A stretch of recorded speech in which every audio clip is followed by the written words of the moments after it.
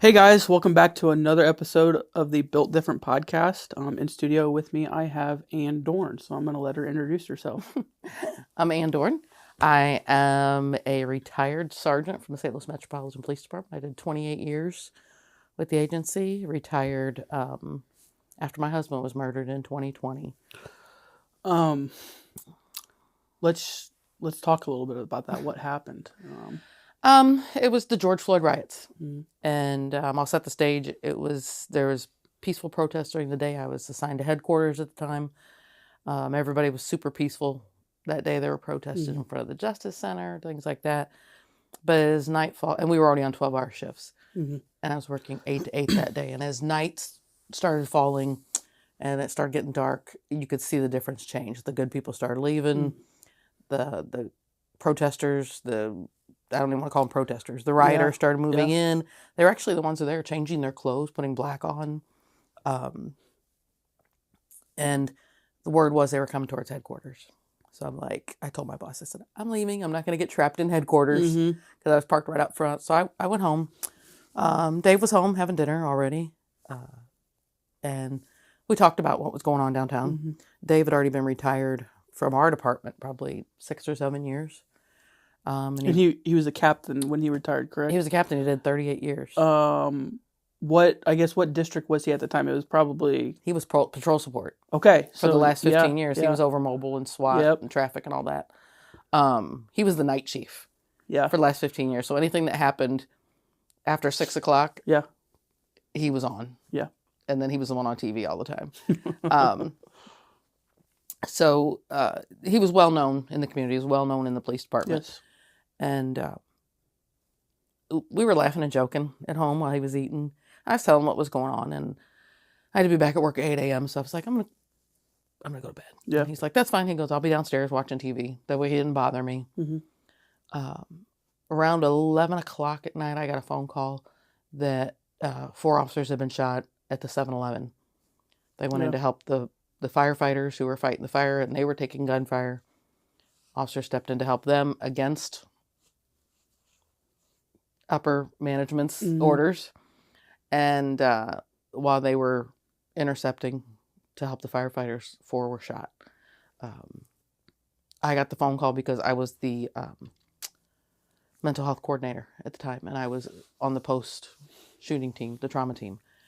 And they called and said, hey, this is what's going on. Everybody's being treated and released, but they're going to be back at 8 o'clock in the morning. I'm like, great. I'll activate the people. We'll all be there meeting them in the morning. Went downstairs and told Dave. He's sitting in his recliners watching movies. He's not even watching the news. Yeah. And I just said, this is what's happened, and I'm going to go in early. Yeah. And he's like, fine, okay. He goes, if anything else happens, let me know. And he would stay down until 3 or 4 o'clock in the morning. Sometimes I have to get him and, hey, go to bed. He'd be sleeping in the recliner. So around, I want to say it was 4 o'clock in the morning, somebody's ringing our doorbell. And I was sound asleep. I have no idea what time it was, really. But I found out later it was 4. And I'm yelling for him to answer the door. Dave, answer the door. Dave, answer the door. And the dogs weren't really, they barked a little bit, but they weren't barking. Right. And I had 2 little dogs that they would attack the door when somebody rang the doorbell. And it was a consistent knocking and ringing of the doorbell. Where I lived at the time in the city was close to downtown. I didn't go to the door without a gun. Right, yeah. So I grabbed a gun and went to the door.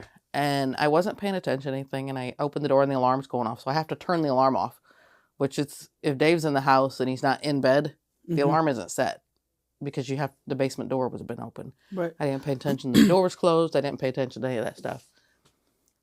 And Chief Hayden's standing there. And the first thing I ask him is, where's Dave? Just like that, where's Dave? Yeah. And he's like, and he looks me dead in the eye. And I've known John Hayden for 30 plus years. Right. And he goes, and David's dead.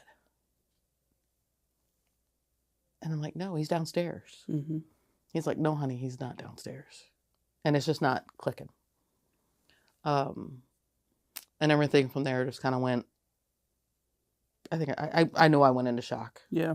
And I remember calling my family, calling my sisters, calling the kids. And it was a blur for a couple months. Yeah. after that. I don't remember who came to my house. Yeah. By the grace of God, my sisters, they took notes.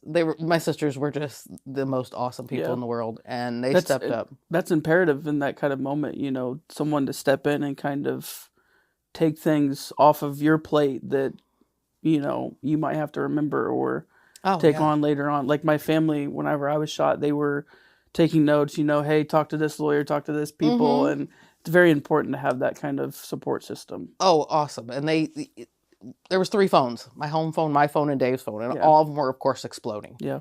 And I had 3 sisters, and they all took a phone. Yeah. And my one sister got a notepad, and she just starts writing everything down.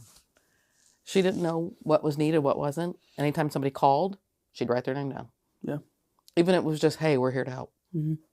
She'd just write their name down. And that way I knew later on I could look at the net and say, oh, okay, well, so-and-so called. Or somebody was at the house. I don't remember people coming in the house. Yeah. So it was, you know, like you said, it was very imperative that family stepped in and took care of everything. Yeah. And the kids were awesome. My sisters were awesome. You find out who your friends are. You find out who's there for you. Yeah. When things happen. And little Emily Isles, I don't know if you knew Emily. She worked for me in the 4th District. Name sounds familiar, yeah. And she was on her 4th COVID, where she had to be isolated at home. Yeah. You know, she was off work for 14 days, and she called and she goes, I've already tested negative twice, but I'm still off for the next 3 or 4 days. I'm coming over. Is that okay? And I'm like, I don't care. Yeah, come on. And so she was kind of like self-imposed, my little bodyguard at my house. And I even found out later that because of where we lived, and a lot of people knew Dave and a lot of people knew me, that even though it wasn't a line of duty death, officers volunteered to sit outside our house because it was to keep the press away. It was to keep people away that didn't need to be there. And everybody that sat outside our house volunteered to do that. And awesome. That was pretty special too. Yeah. That they did that. And I know we kind of talked about this off camera, but it's a family. It's a family thing, having that, having people sit there and, you know, want to help and take care of you. And even Dave, you know, take care of his legacy. It's a family thing. So moving on from that night, you've now started a foundation in his honor. Let's talk a little bit about that. Yeah. About 2 years after he died, once the dust settled, I wanted to do something to remember his name. And the kids and I talked about a scholarship, things like that. But scholarships, it might change one life, but it's so much money towards one person. And I wanted to, how could I make a big impact? Right. And I saw what the police foundation was doing, but they were only doing it with St. Louis City and St. Louis County. Right. And these are millionaires. We need something. The city needs something. Okay, here's a check for, you know, whatever. Whatever. I started talking to these smaller municipalities, and some money was donated to me, and I took a big chunk of that money and put it and started the foundation with it, the David Dorn Foundation. And I thought, I'm going to do this kind of on a level of the foundation, and as it grows, I can do more. Right. So we started first with, what can we do? We thought, and I teamed up with retired officer Gary Foster. He and I had worked together off and on throughout our careers. He worked for Dave for many years. As sergeants, we kind of sat next to each other. Oh, yeah. And him and his wife really stepped up to help me. So I was running things past him. And he's like, let's see what we can do. And he goes, everybody needs a flashlight. He goes, even in daytime, you need a flashlight. And a good flashlight is hard to come by, and they're expensive. So we started looking around, and we found out a lot of agencies, the smaller munis, once you get outside the city and the county, they don't make a whole lot of money. They can make more money in fast food than they can being a policeman. Right. And we're finding out they get a $200 like uniform allowance.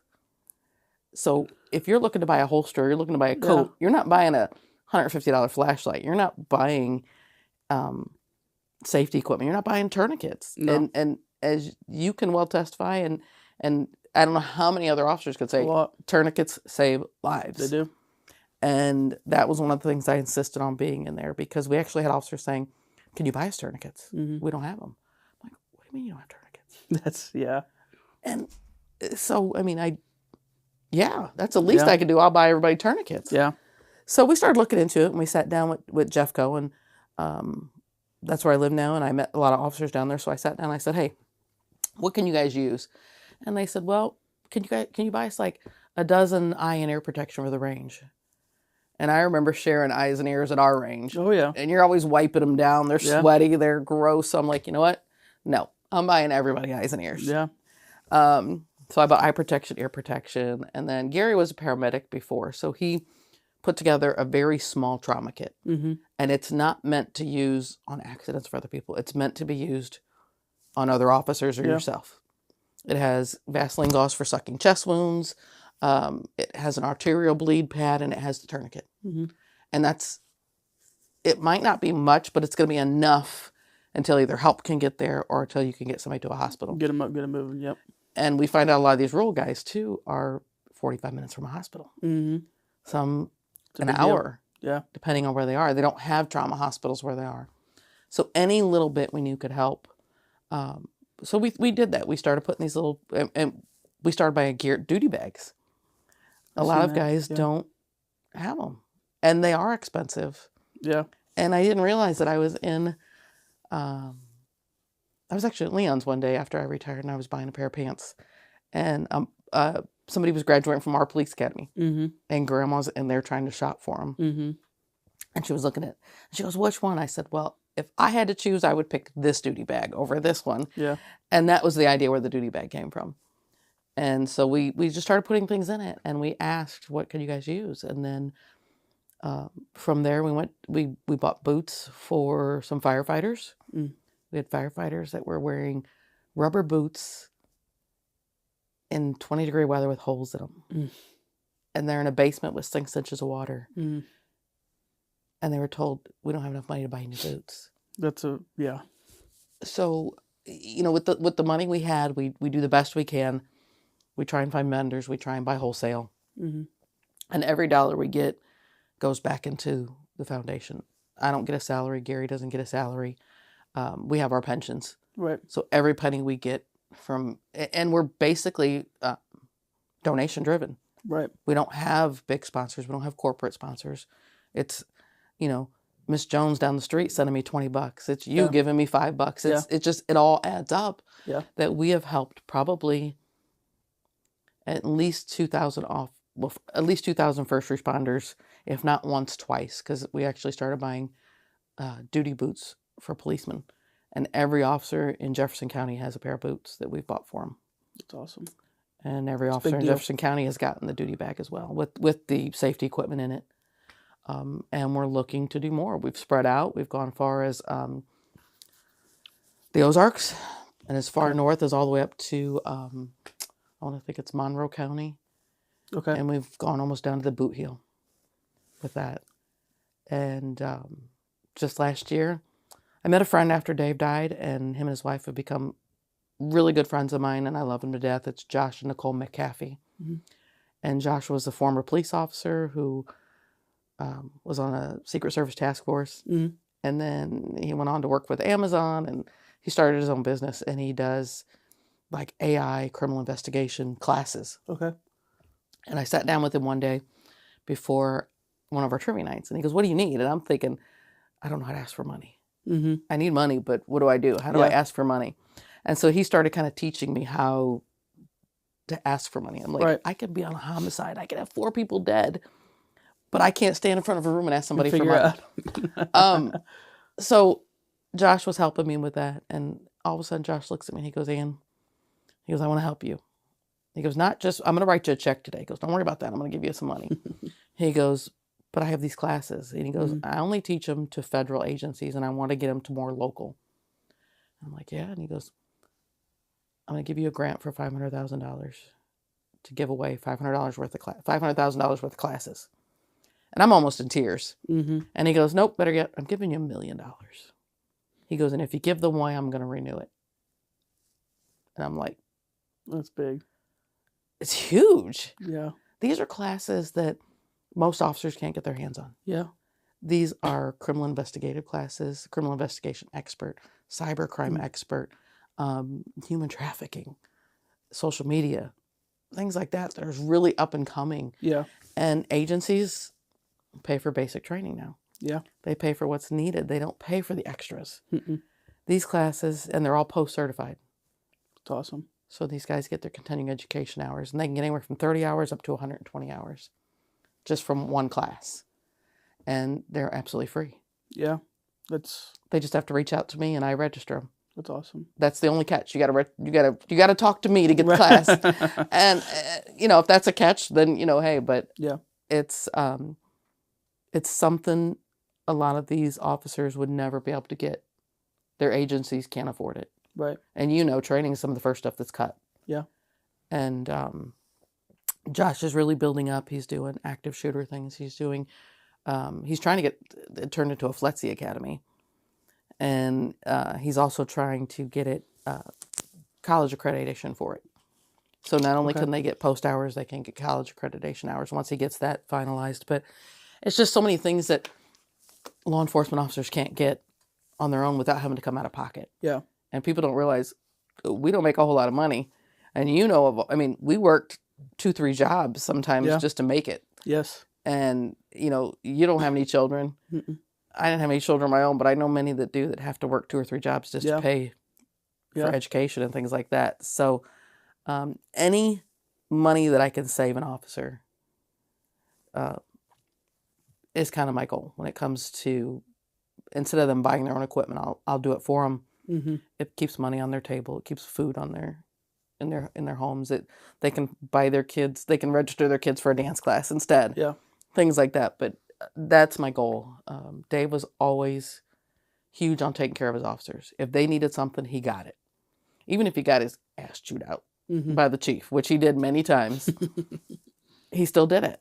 That's he awesome. wheeled and dealed until he got it. And I'm not as talented as he was with that, but I'm hoping with his legacy, I can carry that on. And even after I'm gone, it'll go on. And that's the least I can hope for with it, that it'll touch enough people that we can continue to grow. And, right now donations are tough. People are really struggling still. Absolutely. But we're working. We're working on it. I think, it's great. It's great what you've done. I obviously follow you. I try to follow you on Facebook and watch everything. I've been to a few of your events and stuff. Mm-hmm. There's a trivia night coming up? We do. We have a trivia night April 25th. It's a Friday. Okay. Doors open at 5:30. Event starts at 7. Mm-hmm. And I'm going to mess up her name. Laura Barsinkowitz from Channel 5 is going to do our MC for us. That's awesome. We're going to be down at the Festus Elks Lodge. Okay. They donated the lodge to us for free. Awesome. And that was a couple policemen pulling some strings for us. We got it. And we're going to have drink specials. $15 armband will get you drinks for the night. And it's bring your own food and just tickets are already sold out? No. We still have tables available. If you go to there's an event on Facebook, and it's through Ticket Leap, so I can't. It's a long code, so I'm not even going to tell you what the website is right now. But if you go on Facebook and find the event, Captain David Dorn Foundation on Facebook, it pops right up. It's pinned.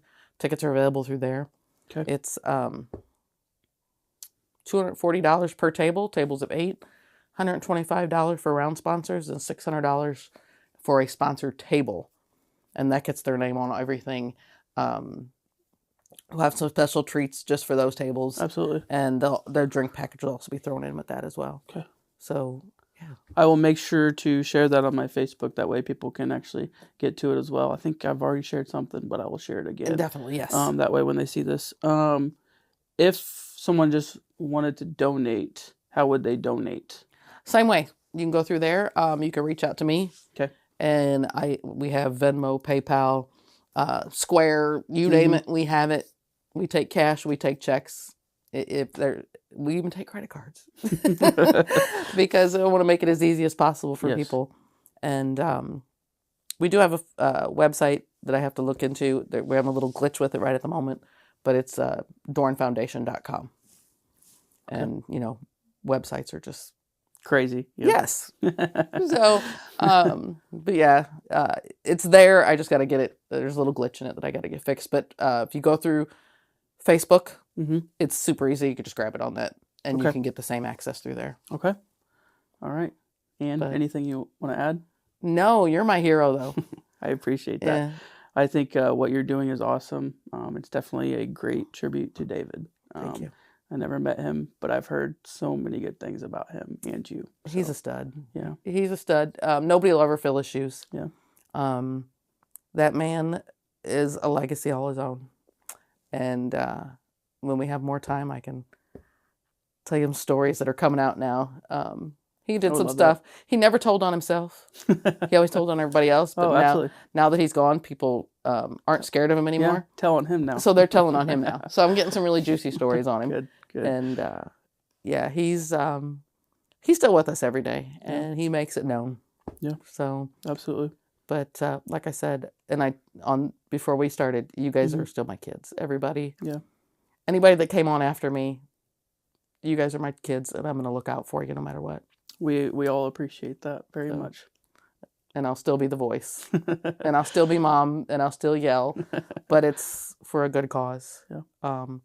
And if we have a moment, I'm fighting now for mental health. Yes. It's a huge passion of mine. There are laws in place, but a lot of agencies don't recognize those laws. Mm-hmm. So I'm going to push it state and federal level that mental health is mandatory. If you don't have healthy officers, you're not going to have a healthy agency. If you have unhealthy officers, you're going to have more complaints. You're going to have more injuries. You're going to have more accidents. Yeah. So we need our officers mentally stable before we can expect our communities to be. Absolutely. I think that's a big issue that's been happening for a long time. You'll see new officers come on and slowly, progressively, they change over time. Oh, yeah. A 1-year officer versus a 5-year officer, you just notice a complete difference. It took me getting shot to even realize that I had issues going on that not even related to my shooting, but before, you see so many. It's not normal to see so many, not only dead bodies, but people that have been traumatized and, shot and all this stuff. Oh, yeah. It's not normal for the normal person to see. So it's definitely a mental health issue. Yes. And I think that's awesome. I mean, it's definitely a very lacking moment for a lot of police departments around here. And I'm going to force the hands of chiefs of police. And they might not like me for it, but I'm going to force their hand to do it because we have too many officers. We're losing too many officers. Not just to suicide, but they're leaving the departments because they're not healthy. Yeah. And then our retirees get nothing.